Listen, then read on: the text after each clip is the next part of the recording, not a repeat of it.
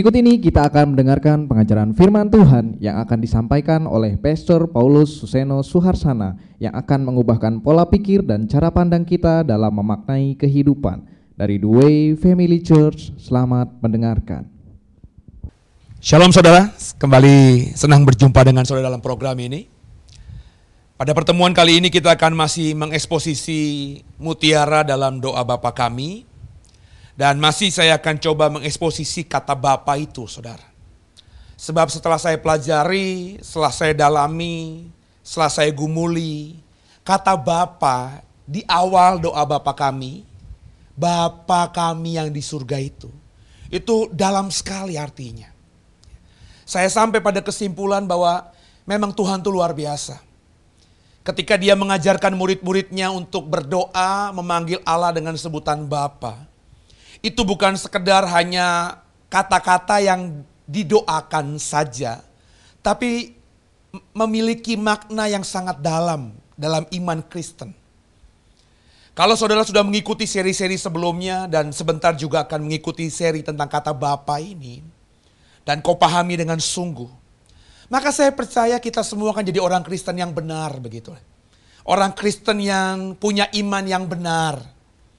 Sebab dari satu kata Bapa saja, itu perspektif kita mestinya sudah berubah.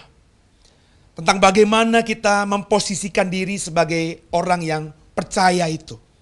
Nah, di minggu yang lalu, di pertemuan sebelumnya, kita sudah diajarkan bahwa kata Bapa itu sebenarnya Tuhan Yesus sedang mengajar kita bahwa kita ini adalah saudara-saudaranya. Ia yang notabene adalah anak Allah yang tunggal. Ia yang notabene hanya satu-satunya yang berhak memanggil Allah dengan sebutan Bapa. Mengajarkan murid-muridnya juga untuk memanggil Allah dengan sebutan Bapa. Artinya apa? Sudah saya jelaskan di pertemuan sebelumnya. Bahwa ia menempatkan kita saudara di matanya. Ia ingin kita menjadi gambarannya. Ia adalah buah sulung dan kita adalah yang berikutnya. Nah, sebagai gambarannya kita harus hidup seperti dia. Melakukan kehendak Bapa sepanjang hidup kita. Dan sudah saya jelaskan dalam Roma pasal yang ke-12 di minggu yang lalu.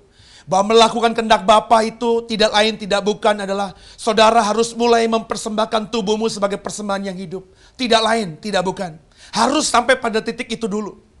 Dan berikutnya kalau dalam Roma 12 ayat 9 dan seterusnya, ya, kita akan belajar, kita akan menemukan kata-kata tentang bahwa bukan saja kita harus mempersembahkan tubuh kita sebagai persembahan yang hidup, tapi saudara dan saya harus hidup dalam kasih.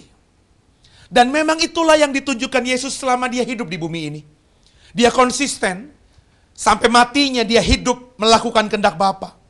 Bahkan dia rela menyerahkan tubuhnya, menyerahkan nyawanya, jika memang itu adalah kehendak Bapanya. Dan kita tahu juga sepanjang hidupnya Yesus penuh kasih. Tidak ada ekspresi dendam, tidak ada perkataan dendam, tidak ada rasa dendam terhadap siapapun juga yang melukai dia.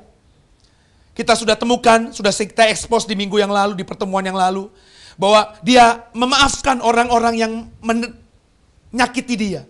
Yang melakukan perbuatan-perbuatan yang melukai dirinya. Dia berkata kepada Bapa, Bapa ampuni mereka. Bayangkan saudara, orang yang menzolimi dia, orang yang membuat dia menderita setengah mati, dia lepaskan pengampunan, ampuni mereka. Sebab mereka tidak tahu apa yang mereka perbuat. Inilah yang harus Bapak Ibu dan saya contoh. Kalau Bapak Ibu mau berdoa, memanggil Allah dengan sebutan Bapa, memanggil Allah dengan sebutan Dedi, memanggil Allah dengan sebutan Romo, Amang, atau apalah namanya itu saudara. Bukan cuma indahnya kata-kata yang keluar dari mulut lidahmu. Bukan indah atau tulusnya kata-kata yang semata keluar dari hatimu saja. Tapi mengerti maknanya. Kalau kita manggil Allah dengan sebutan Bapa, kita harus seperti apa? Tidak lain tidak bukan, harus seperti Kristus.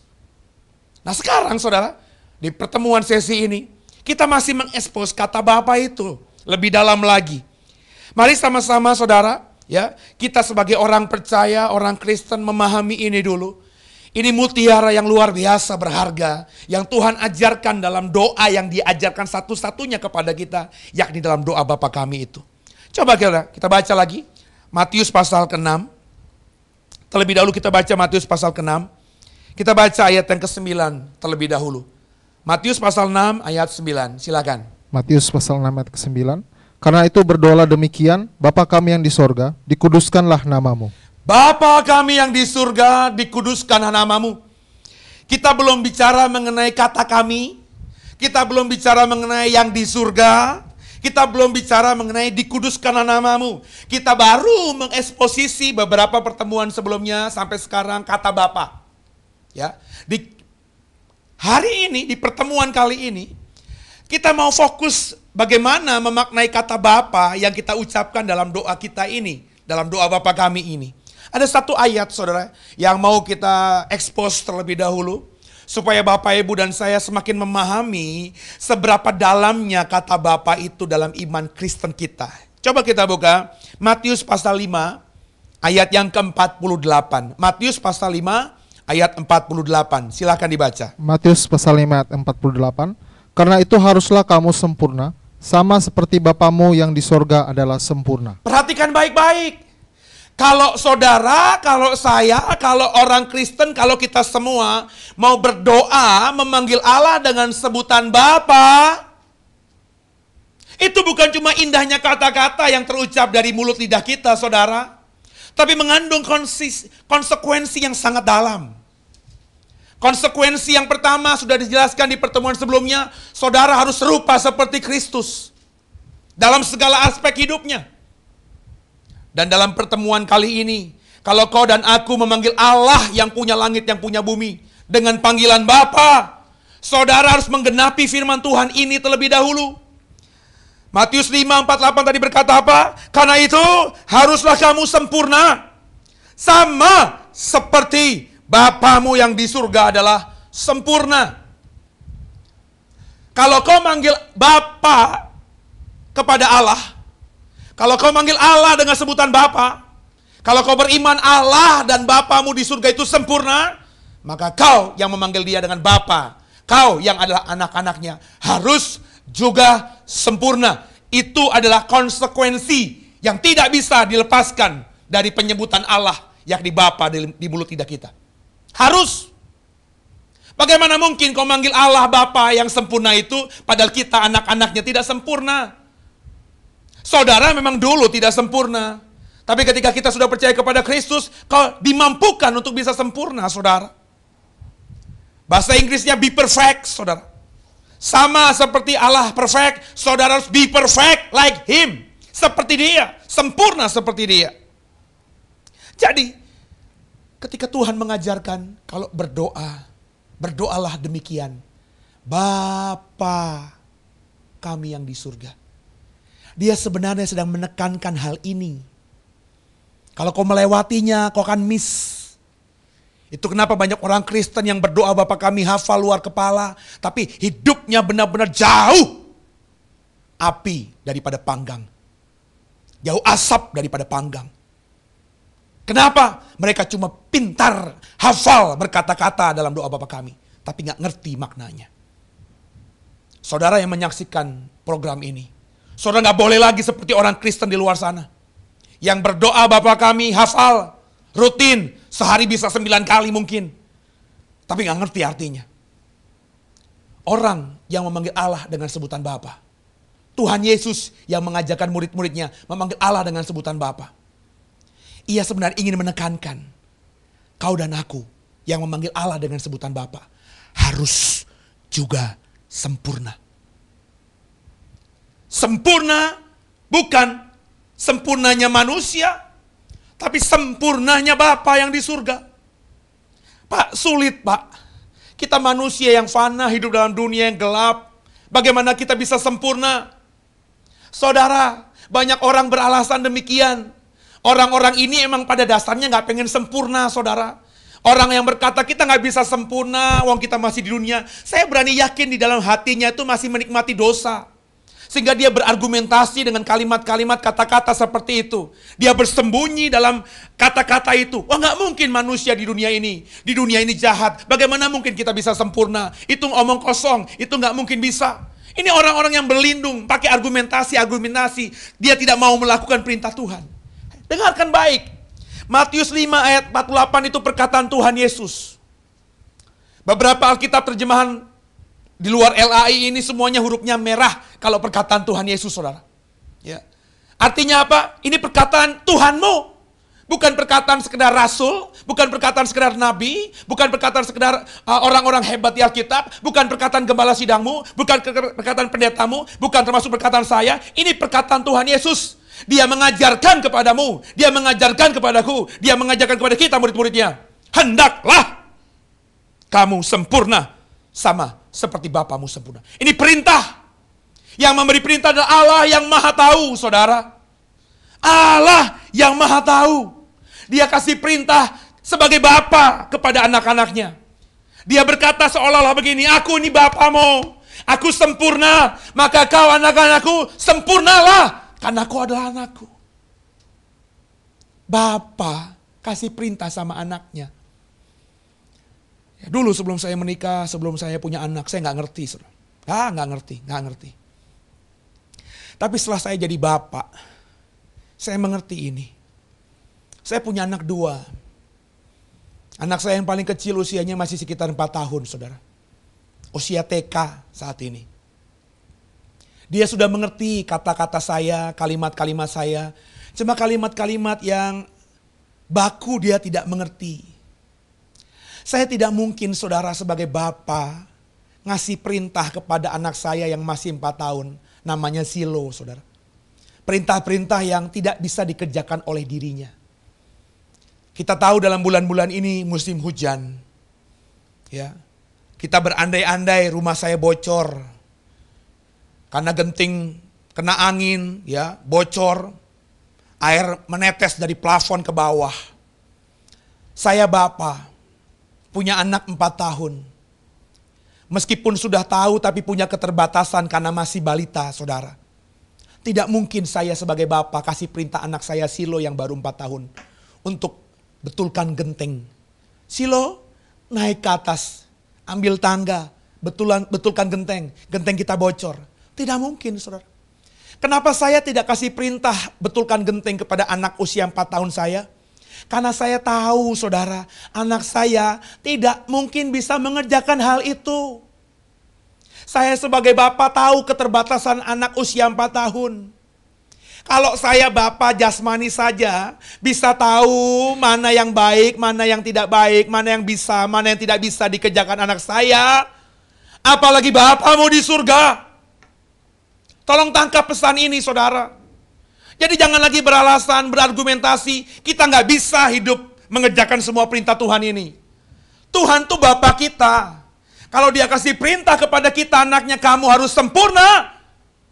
Di kemahatauan dia tahu kita bisa sempurna. Asalkan kita mau mengerjakan perintah Bapa itu.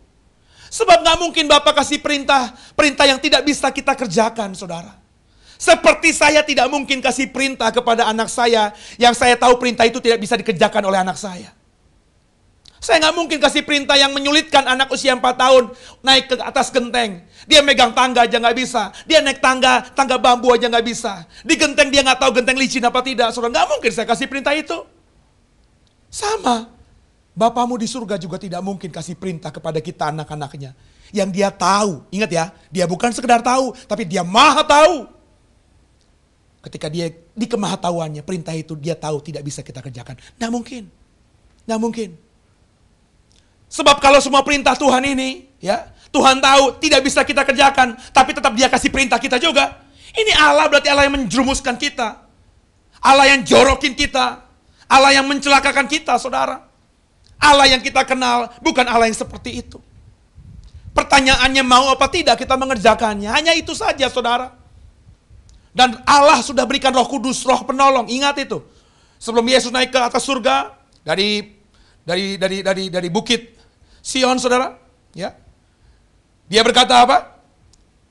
Dia akan memberikan penolong kepada kita.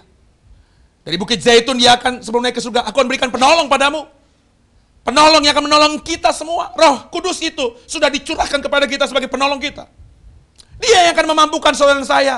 Kau mungkin berkata, firman Tuhan kan berkata, Pak, roh itu kuat, daging lemah. Oh iya, ya. Itu memang Alkitab yang mengatakan, saudara.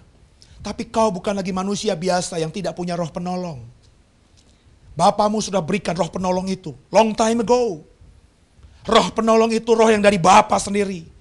Sehingga kita yang daging katanya lemah ini, kalau minta pertolongan dia, maka kita akan dimampukan dalam hal ini apa? Untuk menjadi sempurna. Nah saudara, mari sama-sama kita memahami bahwa ketika kita berdoa, Bapa, maka saudara harus sempurna seperti Bapamu sempurna.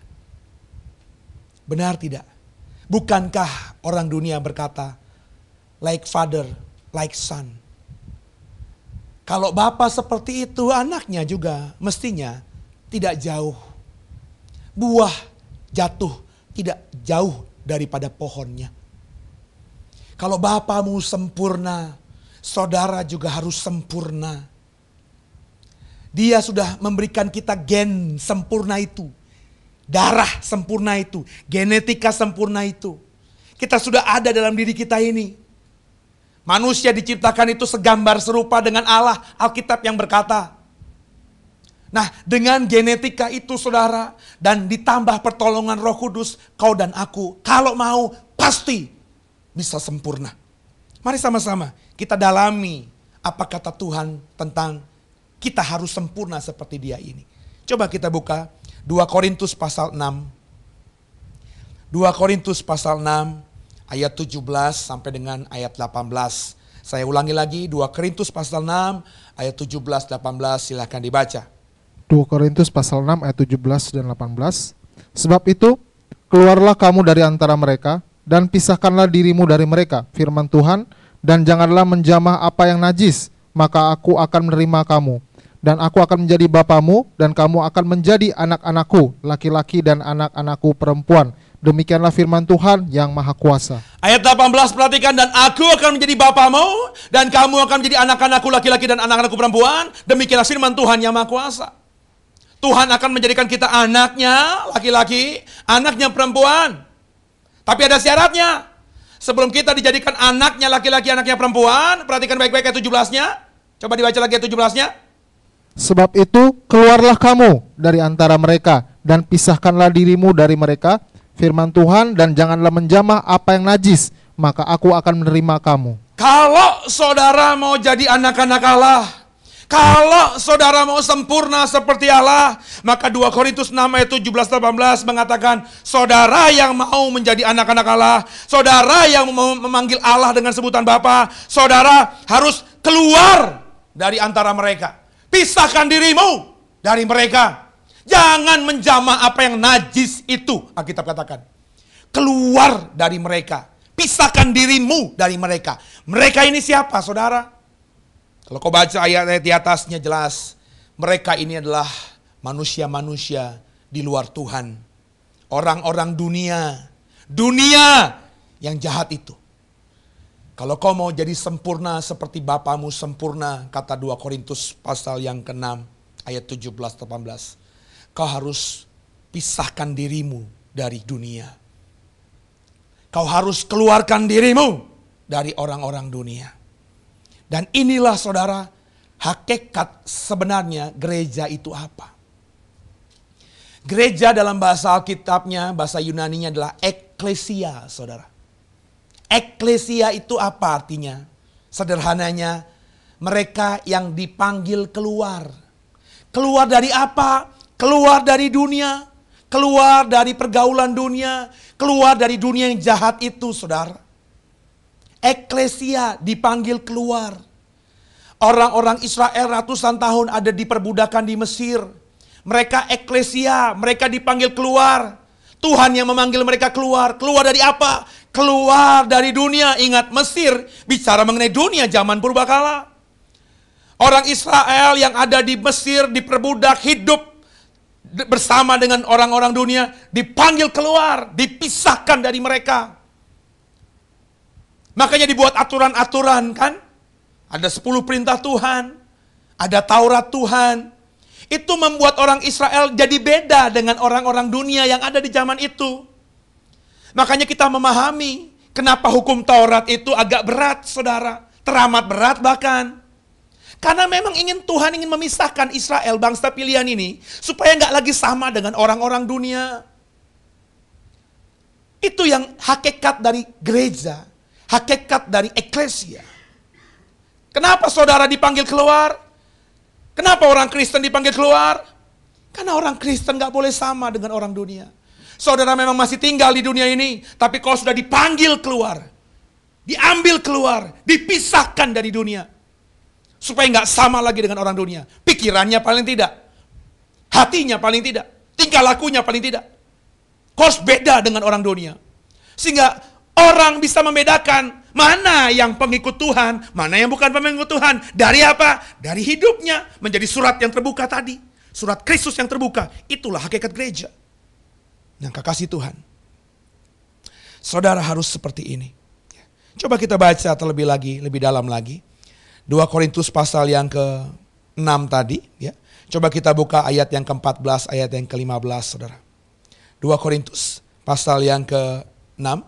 Ayat 14, ayat 15, silahkan dibaca. 2 Korintus pasal 6 ayat 14 dan 15. Janganlah kamu merupakan pasangan yang tidak seimbang dengan orang-orang yang tak percaya. Sebab persamaan apakah terdapat antara kebenaran dan kedurhakaan? Atau bagaimanakah terang dapat bersatu dengan gelap? Persamaan apakah yang terdapat antara Kristus dan Belial? Apakah bagian bersama orang-orang percaya dengan orang-orang tak percaya? Perhatikan saudara, sebelum Tuhan perintahkan kita untuk keluar dari mereka, untuk dipisahkan dari mereka, Tuhan sudah menjelaskan terlebih dahulu. Sebab gak ada yang sama antara Tuhan dengan Belial. Gak ada yang sama di ayat yang ke-14 tadi, antara orang-orang percaya dengan orang-orang yang tidak percaya. Gak seimbang, gak balance. Gak ada yang sama dengan kebenaran dan juga kedurhakaan. Itu beda langit dan bumi, beda 180 derajat. Jadi saudara-saudara beda. Menjadi sempurna seperti Bapamu di surga sempurna. Saudara harus tidak sama, itu ukurannya. Kalau saudara sulit mengukur bagaimana Bapa yang sempurna itu, sebenarnya kita lebih mudah mengukur kita dengan manusia-manusia yang ada di sekitar kita kan. Kalau orang di luar sana gampang ngegosip, kok nggak ngegosip. Kalau orang di luar sana gampang sakit hati, kita nggak sakit hati. Kalau orang di luar sana tidak punya hubungan yang intim dengan Tuhan, kita punya hubungan yang intim dengan Tuhan. Kalau orang di sana disakiti, bisa balas kejahatan dengan kejahatan begitu mudahnya, kita tidak. Jadi saudara, kalau kau sulit membandingkan dirimu, mengcompare dirimu dengan Allah itu, coba lihat nilai dirimu dengan orang-orang yang di sekitarmu.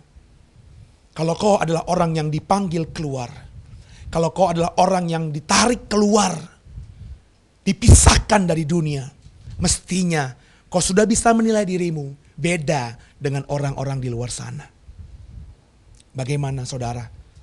Bagaimana kita di tempat ini? Kekasih Tuhan. Jadi gak boleh sama dengan dunia.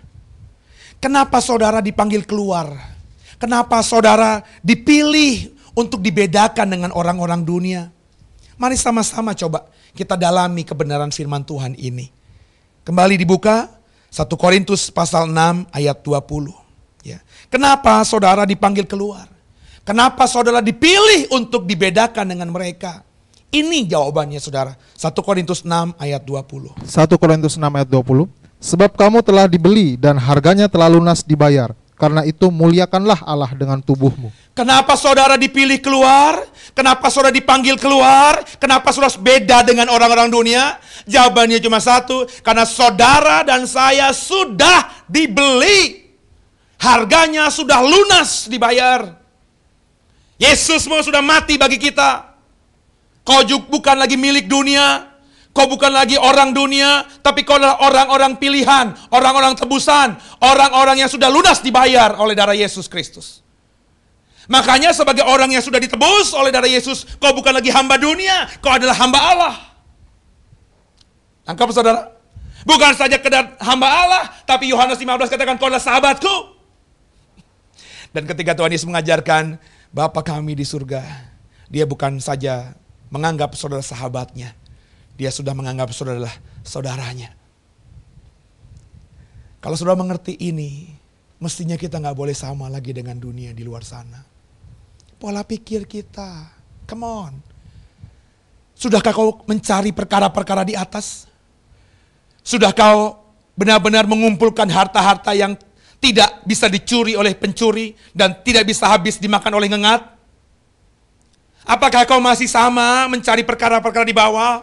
Kau hanya mengumpulkan harta-harta yang di bawah, yang masih bisa dicuri oleh pencuri, yang masih bisa habis dimakan oleh api dan ngengat. Kau masih mengumpulkan harta, emas, perak, semata-mata itu.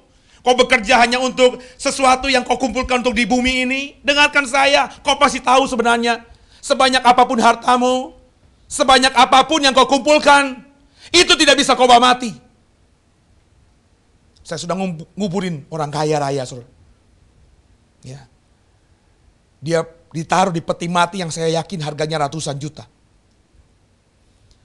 Dia beli kapling di kuburan yang paling mahal yang ada di sekitar Jakarta ini. Tapi hanya itu. Peti matinya yang harganya ratusan juta, saudara.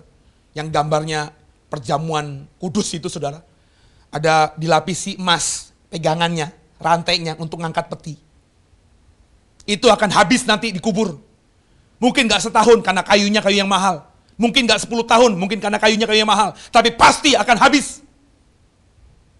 Gambar perjamuan kudus yang dilukis dengan cat yang paling mahal juga pun akan habis, akan luntur dengan sendirinya. Jas, merek terkenal yang dia pakai. Kebaya, merek terkenal yang dia pakai.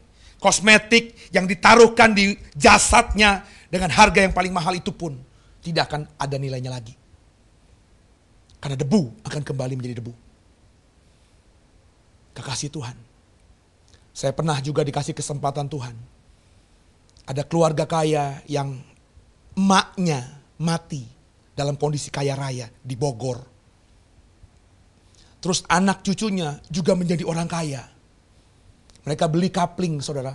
Di kuburan yang saya bilang tadi paling mahal di sekitar Jakarta. Dia beli kapling luas sekali. Semuanya untuk keluarga besarnya. Dan karena dia punya emak yang dikubur di Bogor sana, saudara.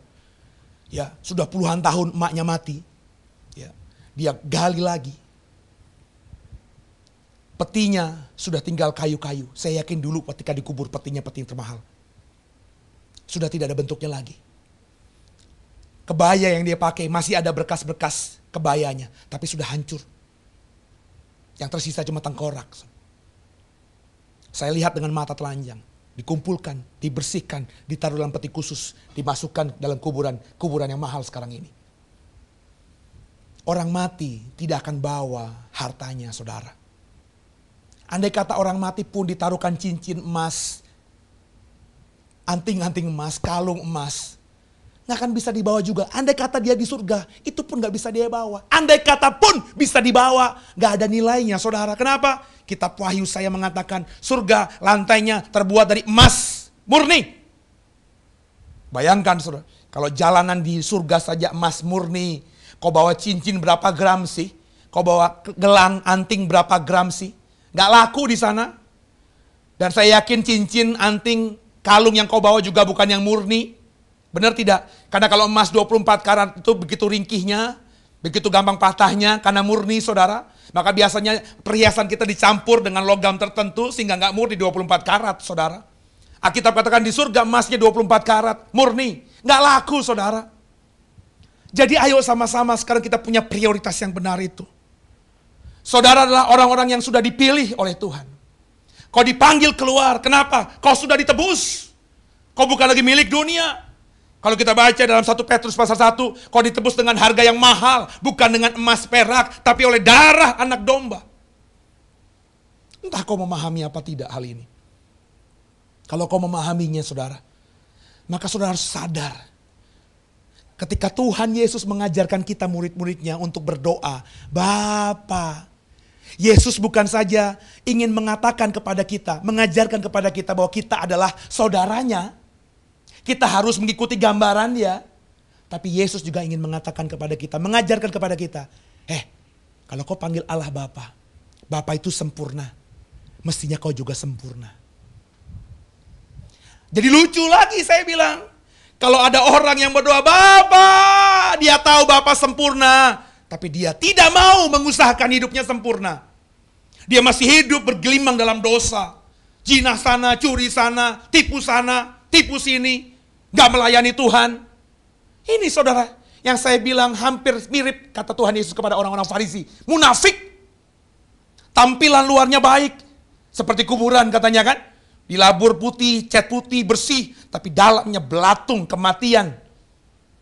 Banyak orang Kristen seperti itu saudara. Kalau berdoa indah sekali kata-katanya. Oh, Bapakku yang di surga. Dikuduskanlah namamu. Indah kata-katanya saudara. Tapi orang yang berdoa, entah itu sebagai diaken kah, entah itu sebagai penatua kah, entah itu sebagai pendeta kah saudara. Orang yang berdoa indah dengan kalimat Bapakku di surga. Tapi hidupnya masih dalam dosa. Yang bahkan masih bisa dilihat telanjang oleh orang-orang di kiri kanannya. Ironis. Kenapa orang Kristen bisa berdoa Bapa kami dengan baik, tapi hidupnya tidak baik? Karena gak memahami, gak memaknai doa Bapa kami itu dengan sungguh. Mereka cuma tahu, oh ini doa Bapa kami. Oh ini doa yang satu-satunya diajarkan Tuhan Yesus. Oh ketika sekolah minggu diajarkan oleh kakak-kakak sekolah minggu. Oh kalau pas di agama di SD, kalau gak hafal doa Bapa kami gak bisa naik kelas. Agama dapat jelek, nilai agama jelek gak naik kelas kan saudara. Maka doa Bapa kami hanya dihafal. Bapa kami yang di surga dikuduskan namamu dan seterusnya. Hafal. Tapi gak ngerti maknanya. Bagi saya percuma. Sebab saya sudah jelaskan doa Bapa kami itu bukan mantra. Doa Bapa kami itu bukan rapalan. Doa Bapa kami itu bukan sesuatu yang diucapkan, terus setan takut. Tidak seperti itu, tidak seperti di film-film saudara. Pernah nonton film Conjuring saudara? Saya sedih sekali saudara.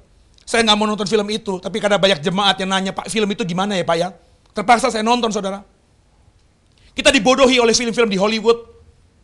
Film-film di Hollywood tuh kalau ada orang kerasukan setan, dipanggil pastor, dipanggil pendeta bawa salib, terus berdoa, Bapa kami yang di surga dikuduskan namamu. Itu digambarkan setannya teriak-teriak, bermanifestasi. Bodoh sekali saudara.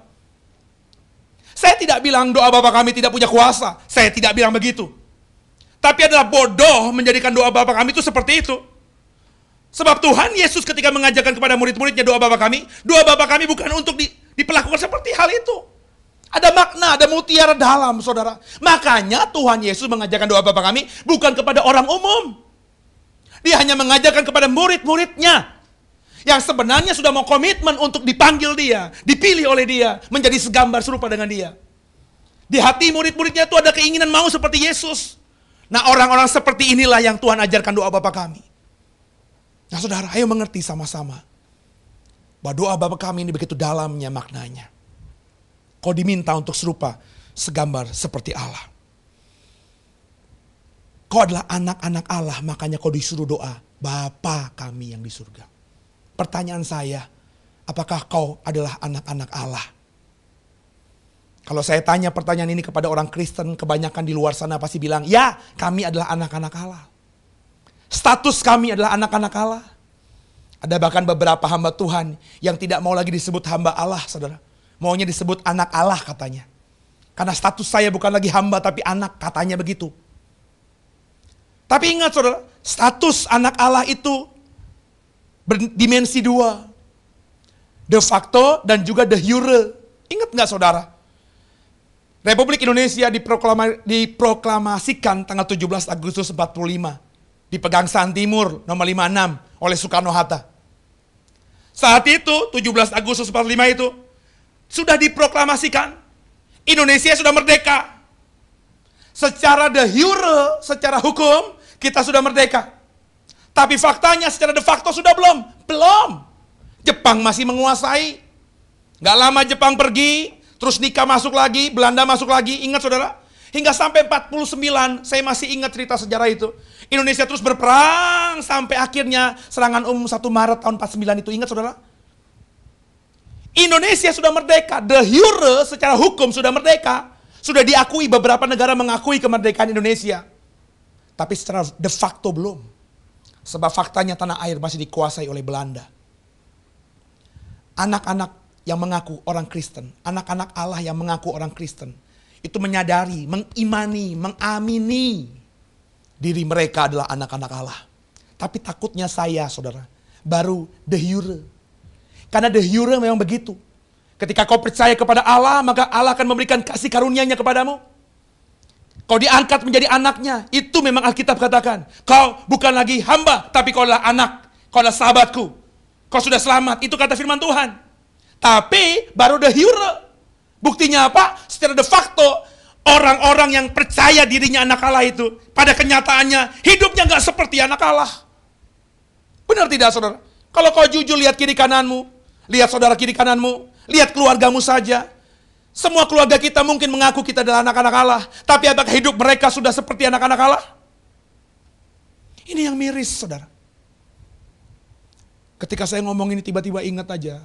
Ada pernah saya membuat satu cerita pendek, saudara. Cerpen begitu. Saya melukiskan dalam tulisan saya itu, ada seorang yang sangat kaya raya. Yang tidak memiliki anak. Konglomerat. Harta di dunia dia punya. 7 turunan pun tidak habis. Tapi ironisnya dia tidak punya anak. Akhirnya saudara dia mengangkat anak. Dia jalan ke panti asuhan. Tuhan tidak gerakan untuk mengambil anak. Dia terus berjalan, saudara. Ketemulah di perempatan. Ada anak kecil yang sedang menggelandang. Menelantarkan dirinya. Meminta-minta. Pakaiannya rusak. Badannya bau, hancur, luka di mana-mana. Si orang kaya ini tergerak. Ketika dia ke panti asuhan, dia tidak tergerak untuk mengangkat anak di situ. Dia hanya berikan dana, menyekolahkan mereka, tapi tidak mengangkat anak. Tapi ketika melihat di perempatan ada anak kecil yang menggelandangkan diri, dia tergerak hatinya. Dia ambil anak itu. Kamu punya orang tua, nak? Nggak punya. Kamu di sini sama siapa? Sendirian. Kamu nggak punya siapa-siapa? Enggak. Tidur di mana? Di mana saja. Makan apa? Makan apa saja yang bisa. Masih kecil anak ini. Diambil. Dibawanya ke mobilnya. Diurus adopsinya secara legal. Dimandikan bersih. 3 suster. Dibayar untuk membereskan anak ini. Penampilannya. Luka-luka yang terbuka bersih. Karena dibayar dokter-dokter termahal. Obat-obat termahal. Kulit yang bopeng, koreng di mana-mana. Mulus. Rambut yang tidak pernah dicuci menjadi bagus sekali karena setiap hari dimasukkan ke salon. Kuku yang hitam di mana-mana. Ya, muka yang kotor, tersengat matahari hitam kelam menjadi bersih kembali. Secara penampilan, saudara, tidak ada yang mengakui lagi anak ini anak gelandangan. Sudah seperti orang kaya. Dikasih makanan terbaik. Dikasih baju terbaik. Dibelikan mainan terbaik. Diberikan kamar besar yang dia tidak pernah bayangkan sebelumnya. Dinginnya AC, kasur yang empuk, dan lain sebagainya. Anak ini mulai menikmati dirinya sebagai anak orang kaya. Tapi dalam perjalanannya waktu, saudara, anak ini tidak mau belajar untuk berubah. Ketika didatangkan guru, dia tidak mau belajar. Dia asik main dengan mainan barunya yang dia tidak pernah punya sebelumnya. PlayStation kah, game apapun dia mainkan, dia gak mau belajar. Didatangkan guru-guru etika supaya anak ini bisa berbahasa sopan santun. Karena dia selama lahir tidak pernah belajar sopan santun. Dia ngomong sama orang tua sama seperti dia ngomong sama orang sebayanya. Gak ada etikanya. Diajarkan, dia gak mau, dia gak peduli. Anak ini gak mau berubah, saudara. Anak ini ketika menjadi gelandangan dia makan dengan apa adanya. Ada makan apa dia makan begitu saja. Pas menjadi anak orang kaya, meja makan penuh, duduk di meja makan, bajunya rapi, diajar table manner, dia gak mau, saudara. Dia makan seperti gelandangan. Pakai tangan. Nasi jatuh remah di mana-mana. Suatu hari, orang kaya ini mengadakan pesta di rumahnya. Diundang semua teman-teman kayanya. Sebenarnya dia ingin mengenalkan anaknya ini. Tapi ketika anak ini dikenalkan, pertama kali mereka semua kagum. Wih, cakep sekali anak ini. Bersih sekali mukanya. Bersinar sekali mukanya. Bajunya indah sekali. Seperti memang anak orang kaya. Mereka bangga, mereka senyum, mereka menyalami anak ini. Tapi ketika mereka mulai berinteraksi, berbicara, ketika mereka duduk di meja makan yang besar itu, mereka kayaknya geleng-geleng kepala. Karena si anak ini sangat jauh dari bapak angkatnya. Dari cara berbicara kasar, dari tidak tahu sopan santun, cara makannya tidak elok. Sehingga akhirnya orang-orang tidak lagi bisa menganggap dia adalah anak dari si orang kaya ini. Dengarkan saya, meskipun anak ini bergelimpangan harta sepanjang hidupnya, karena bapaknya kaya. Tapi kalau dia tidak mau belajar, bapaknya mati saudara. Tinggal tunggu waktu aja, hartanya habis. Kalau hartanya habis saudara, dia akan kembali menjadi seorang gelandangan. Meskipun hartanya banyak, kalau dia tidak berpendidikan, dia akan mudah ditipu sana, ditipu sini, sehingga hartanya habis. Kekasih Tuhan, orang Kristen kebanyakan seperti itu. Kau harus sadar bahwa kau tadinya tidak ada nilainya. Kau adalah hamba dunia ini. Manusia-manusia terkutuk karena dosa. Tuhan sudah menebusmu dengan barang yang mahal. Bukan dengan barang fana, bukan dengan emas perak, tapi dengan darah anak domba. Kau dipilihnya, dipanggilnya keluar. Dia berusaha untuk menjadikanmu serupa, segambar seperti dia. Dia berusaha agar dia yang sempurna, kau pun sempurna. Tapi kau gak mau mengusahakan itu. Sebagai anaknya Allah, kau hanya mau mengecap hal-hal yang indah-indah saja. Berkat, mujizat, kesembuhan, kuasa, supranatural. Hanya itu saja yang kau cari, saudara. Memang sebagai anaknya Tuhan, kau pasti punya kuasa. Orang kerasukan kau usir dalam nama Yesus, orang itu akan lari. Setan itu akan lari daripada orang itu. Kau ketemu orang sakit, kau doakan dalam nama Yesus, orang sakit itu akan sembuh. Oh itu iya memang benar, karena kuasa dari Bapa kita. Tapi perhatikan baik-baik, orang Kristen hanya fokus pada hal-hal itu saja. Seolah-olah ya, kalau sudah punya kuasa, seolah-olah ya, kalau sudah diberkati, seolah-olah ya, kalau sudah punya powerful, supranatural itu, dia mengaku dirinya benar anak-anak Allah. Ingat saudara, fakta sebagai anak-anak Allah harus sempurna seperti Allah sempurna. Dan kesempurnaan Allah bukan saja bicara mengenai kuasa, mujizat dan lain sebagainya. Tapi ada hal-hal lainnya saudara. Saya sedih kalau melihat banyak orang Kristen yang berpikir kalau sudah ngusir setan dia adalah anak Allah. Saya sedih kalau mendengar ada orang Kristen yang mengaku dirinya anak Allah hanya karena semata-mata dia sudah sembuhkan orang sakit. Kenapa saya sedih? Karena banyak orang Kristen yang saya lihat bisa ngusir setan, bisa menyembuhkan orang sakit. Hidupnya masih jauh daripada seperti Allah. Kau pikir kau hebat, kau bisa melakukan mujizat. Kau pikir kau hebat, kau bisa mengusir setan. Kuasa yang membuatmu bisa mengusir setan. Kuasa yang bisa membuatmu menyembuhkan orang sakit itu. Kuasanya Bapa. Punya Bapa. Kalau Bapa berikan, maka semua orang, dengarkan saya, siapapun dia pasti bisa melakukan hal itu. Tapi kalau Bapa cabut, orang apapun hebatnya nggak akan berdaya lagi saudara. Jadilah anak-anak Allah, bukan seperti anak gelandangan tadi. Yang hanya mau mengecap berkat, kenikmatan, keindahan, kemewahan dari bapaknya semata. Tapi juga mau berusaha menjadi seperti bapaknya. Bapa itu penuh kasih. Sudahkah kau hidup penuh kasih? Bapa itu sangat mengampuni. Sudahkah kau sangat mengampuni? Coba ada satu ayat saudara. Saya ingin baca untuk saudara. Matius pasal 7. Ayat yang ke-22, 23. Tolong baca. Matius pasal 7 ayat 22 dan 23. Pada hari terakhir banyak orang akan berseru kepadaku, Tuhan, Tuhan, bukankah kami berbuat demi namamu dan mengusir setan demi namamu dan mengadakan banyak mujizat demi namamu juga? Pada waktu itulah aku akan berterus terang kepada mereka dan berkata, aku tidak pernah mengenal kamu, enyalah daripadaku, kamu sekalian pembuat kejahatan. Perhatikan baik-baik. Orang Kristen banyak berpikir kalau dia sudah bernubuat, berkhotbah hebat, pakai nama Tuhan, dia bangga, dia anak Allah. Banyak orang Kristen selalu bangga kalau udah ngusir setan, nyembuhin banyak orang sakit, dia mengklaim, kami adalah anak Allah.